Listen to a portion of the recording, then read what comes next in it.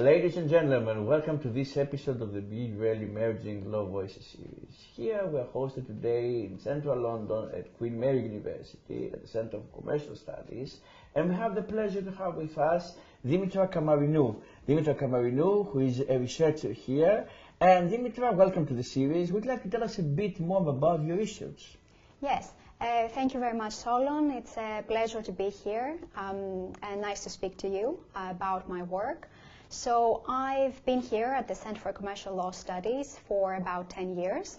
I work in a team called the Cloud Legal Project. The Cloud Legal Project started in 2009, so it's been going for 15 years. It was started with general charitable funding by Microsoft, and in the past we've also been funded by the European Commission. However, obviously our research is completely independent of all funding bodies. And the research we do is about the legal and regulatory aspects of cloud computing.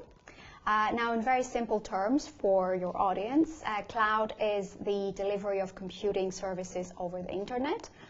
In the past 10 years that I've been here, we've seen a huge growth in investment in cloud platforms, infrastructure, and applications, and generally everything that is delivered as a service on the cloud. Like, to give you an example, for instance, artificial intelligence tools and applications are delivered as a service on the cloud. So big cloud providers offer artificial intelligence as a service.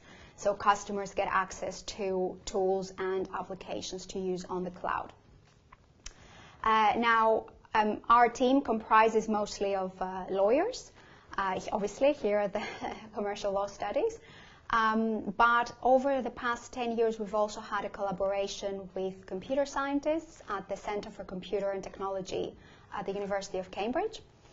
And together, we've looked at different technologies and how they, how they work with the cloud, but both from a legal and a technical perspective. So our colleagues at Cambridge were writing the technical aspects, and we were writing the legal aspects. So together we've looked at issues of Internet of Things, which we call Cloud of Things, because Internet of Things, applications and devices working on the cloud. We've looked at issues of machine learning, which is a subset of artificial intelligence. We've looked at issues of data localization, so whether data should be physically located in particular jurisdictions to comply with particular laws. We've looked at issues of blockchain technology on the cloud, cybersecurity, tax law even. You put many things on the table now, Dimitra. So we have looked on many things, because our team also comprised in the past as well of lawyers from different backgrounds and specializations, which has been, really interesting. I have a question. The next question will be about the relationship between AI, computing, and law. You spoke about a triangular relationship, but you said at the same time that the project started back in 2009, when the relationship was only between maybe computing and law. And then in the course of the years also AI entered the whole scheme. So do you think that this triangular relationship is here to stay? And how much AI impacts also your role now? Because I think you deal with data protection also. So do you think that data protection challenges now change with the introduction of AI? Yes, absolutely. I mean, AI has, it's subset of machine learning, or another area which is called generative AI, which has been very prominent in the last couple of years with the introduction of ChatGPT. In simple terms, again, generative AI is AI that can create by itself new images, new text, new video by using prompts by humans. Mostly, and so processing, personal data using these technologies, and also these technologies in order to work, they use personal data, presents big challenges, because especially in the EU, where I work in EU law, we have the General Data Protection Regulation, which lays down the rules for lawful, fair and transparent processing of personal data. And because it's a general regulation, it applies to all the technologies. So when we're processing personal data using AI technologies, the GDPR will apply. And the GDPR lays down some, fundamental principles for processing. One of the, most important is that personal data should be processed fairly, lawfully, and transparently. And AI presents a lot of challenges in that because a lot of algorithms, for example, are a bit opaque in the way they work. So that presents challenges to transparency, to inform people on how these things work, on how they reach particular conclusions or particular decisions that affect people's lives. So sometimes it's very difficult to do because we don't even know how they work. I mean, not we, but the people who actually work on them. Fairness is another big issue, a very hot topic as well for many years, because the data that either personal or non-personal, but the personal data, let's say, that goes into the AI systems, sometimes it's biased, or it carries with it the bias, the societal bias that we'll experience, or it's based on incomplete data or inaccurate data, and therefore introduces in the system inaccuracies or biases that then, of course, these influence the outcome of an AI system, of AI decision, for example. And also fairness is a big problem as well. You underline correctly the concept of fairness, which is also very general. In law, we have even in criminal law the concept of fair trial.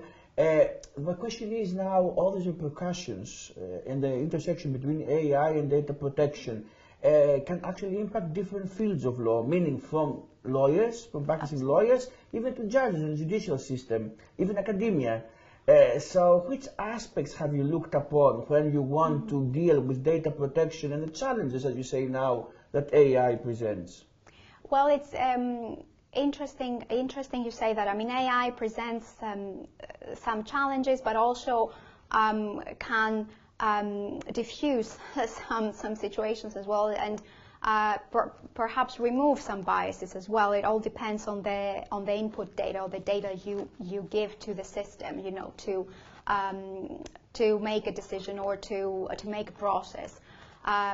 So, for example, in one of our papers, one of the research we did about 8 years ago now, actually, on machine learning and personal data, we looked at the lawfulness, how to process data in a lawful way. We looked at the fairness aspect, and in fact, at the time, there were some research indicating that judges, for example, were more prone to delivering more unfair or unfair judgments, depending on whether they have had their lunch or not during that day. So we looked, in order to look into how to do fair AI, I suppose we looked into how fair humans are in making equivalent decisions, and we realized that sometimes humans are not very fair themselves either. So that's why I said that the data that goes into the AI systems, of course, is data that comes from society and carries with it all the problems potentially of society. Which is something indeed that has to be stressed, and somebody has to be aware of this when it deals with AI.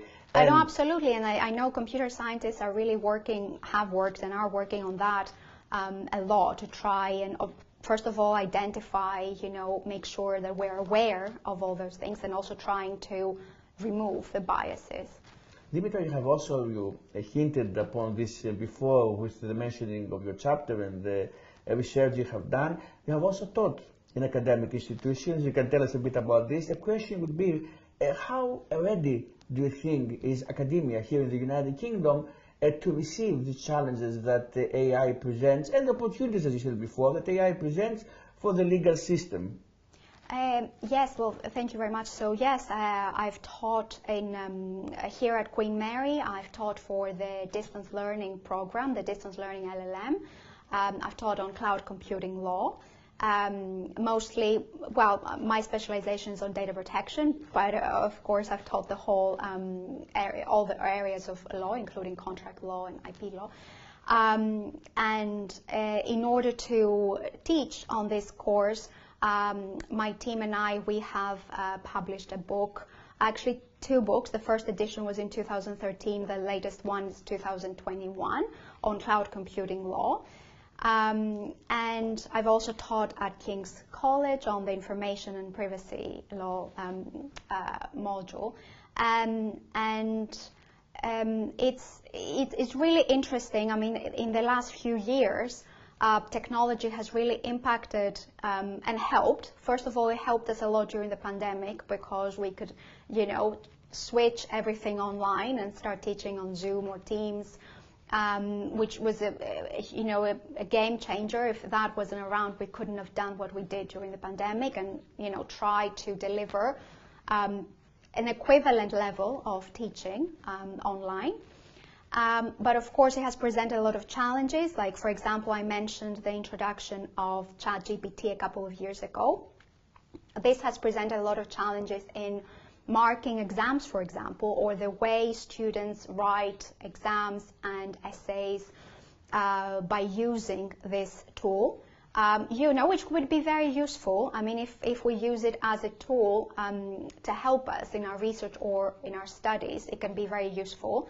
As long as we, critically analyze the outputs of the system, because it can be wrong in a lot of instances. So we have experienced difficulties in, ascertaining, for example, and identifying plagiarism in exams, because the more sophisticated the system becomes, the more difficult it becomes for us to identify what is written by a human or what is created by a machine, essentially. Dimitra, we're in the Center now of Commercial Law Studies, and we're talking now about data protection, about artificial intelligence, but you have also human rights law background. Mm-hmm. Human rights law belongs to public law.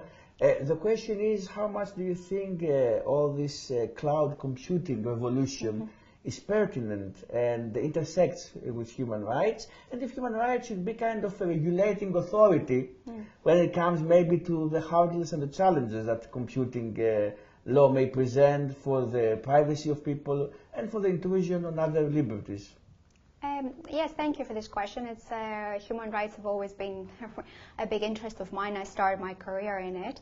And in a way, I don't think I've ever left it, because actually, as you know, the right to private life and the right to data protection are distinct rights, but they are fundamental human rights in the European Union. I mean, the right to the right to private life we've had since the European Convention on Human Rights, and for many years the court interpreted our right to data protection through the prism of the right to private life. The reason for that was because the right to data protection was not an independent human right. But then in 2009, with the Charter of Fundamental Rights in the EU, the right to data protection became an independent right. And then, through obviously the GDPR laid down the rules for private and public companies that, how to implement the rights that are given to us by the European legal framework.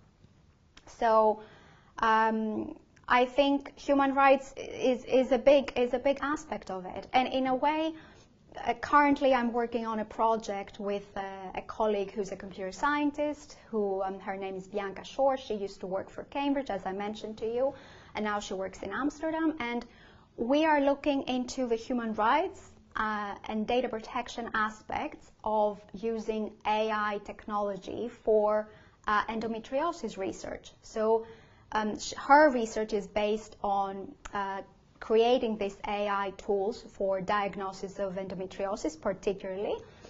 And my, obviously, research is on data protection and human rights, and we're really interested in this balancing of the right to health, which is a human right, versus the right to data protection, which is another human right. So how you use the technology, AI used on AI for diagnosis, which is mainly runs on cloud services, to promote health research, to promote our access to healthcare, whilst preserving our privacy rights.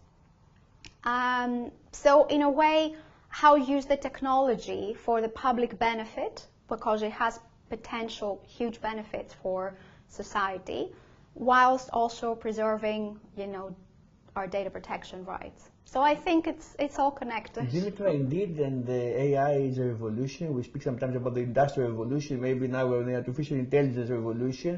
How much, and we know that also in the United Kingdom there is a bill right now. I will not ask you to comment on the specifics of the bill since they're a bit fluid right now. They're being discussed in Parliament.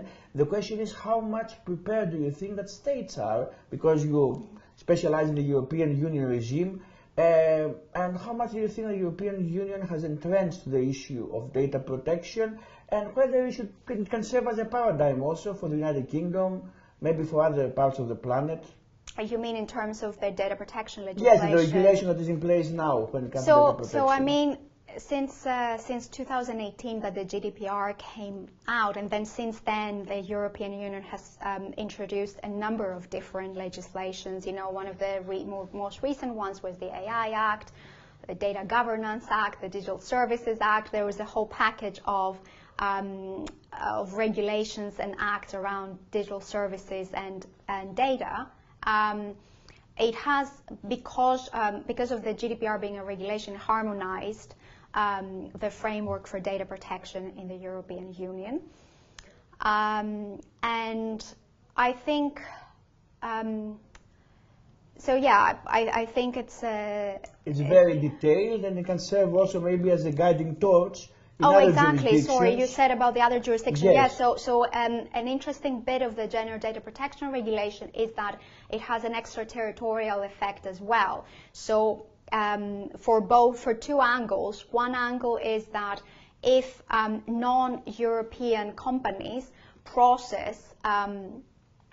offer their services to European residents, either offer their services or monitor the behavior of European citizens. Think about, for example, foreign social networking services, that monitor your behavior on the platform and then present you with behavior advertising, for example. These are subject to the regulation, even if they're not established in the EU. So it has one extraterritorial effect from that side, and the other side is that it regulates transfers of data, transfers of personal data from the EU to countries outside the EU. So if you as a company, you're processing personal data in the EU and you want to transfer them to your branch, let's say in the US or China or Brazil, wherever, you have to make sure that this transfer is legitimate. It follows the rules. So there are specific safeguards to do the transfer. The general idea is that European residents enjoy some, as we said, fundamental human rights in regards to their data. So these rights should have an equivalent level of protection when your data leaves the EU. So the GDPR regulates that. So actually the GDPR has been a drive and an inspiration, if you want, for a lot of other countries' laws that are outside the EU. And it's a very nice example, because you're talking about sometimes you're grudging about the European Union, that it cannot necessarily have practical ramifications in fields of defense, foreign affairs, but maybe here we have an example where the European Union can actually can have a leading role in the whole configuration of international relations. Absolutely. And even though, of course, when you look at another country outside of the EU, in terms of the transfers that we mentioned of personal data, you have to look at the country holistically. So you have to look at the rule of law, the courts, the access to fair trials, as we said. So you have to look at the whole framework. However, the GDPR, I think, it has been, as I said, an inspiration for a lot of countries to adapt their data protection laws to be, either a similar concept or principles to the EU laws in order to be able to do trade with the EU, Dimitra, we spoke before about this triangular relationship between law, computing, and artificial intelligence. Do you think that artificial intelligence is the third stage of an evolutionary process from law, computing? Because some years ago, we thought internet law, for example, is the most, let's say, technologically advanced field of law that we can speak about. And certainly we're speaking now about artificial intelligence. So do you think it's a more advanced kind of another stage in the whole evolutionary idea of making law more technology prone? I think it's a very good question. I asked this question as well to computer scientists because I wanted to see what was different, what was new. And my understanding is that, well, obviously artificial intelligence has been around for many decades, even though it wasn't very, publicized, or it wasn't in the public domain as much as it's now, in terms of, in the newspapers or magazines or on TV. But it has been around for a long time. I think what is happening now, my understanding is that it evolves in such a large scale. I think the scale is different.